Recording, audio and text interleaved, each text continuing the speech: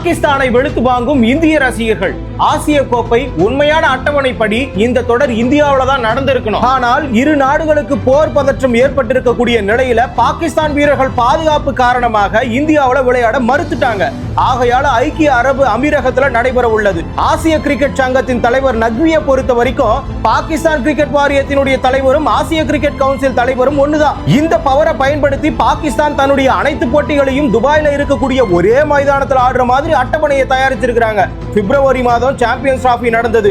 எல்லா நாடும் வெவ்வேறு மைதானங்கள்ல விளையாடும் பொழுது இந்தியா மட்டும் எப்படி ஒரே மைதானத்துல விளையாட முடியும்? பக்கத்துல இருக்கு அபுதாபி, அங்க ஒரு போட்டியை வச்சிருக்கலாம்ல.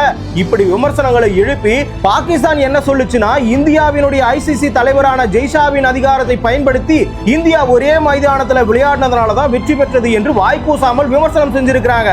ஆனால் தற்பொழுது பாகிஸ்தானும் அதே வேலையை தான் செஞ்சுட்டு வருது. இப்போ பாகிஸ்தான் ஒரே கிரவுண்ட்ல விளையாடுறது இந்திய ரசிகர்களுக்கு பிரச்சனை இல்ல. ஒரே கிரவுண்ட்ல விளையாடினாலும் பாகிஸ்தானால ஆசிய கோப்பையை அடிக்க முடியாது. அப்போதாவது புரிந்து கொள்ளுங்கள், இந்தியா சாம்பியன்ஸ் டிராபி அடிச்சது ஒரே கிரவுண்ட்ல விளையாடினதுனால மட்டும் கிடையாது. எந்த கிரவுண்டுக்கு போனாலும் ஒரே மாதிரியான திறமை வெளிப்படுத்தியதால் தான் வெற்றி பெற்றார்கள் என்று திமிருடன் பதிலடி கொடுத்திருக்கிறார்கள். அந்த வகையில பாகிஸ்தான் ஆசிய கோப்பைக்காக ஒரே கிரவுண்ட்ல விளையாடினாலும் ஆசிய கோப்பையை வெல்லுமா வெல்லாதான்னு சொல்லிட்டு நீங்க கமெண்ட்ல சொல்லுங்க.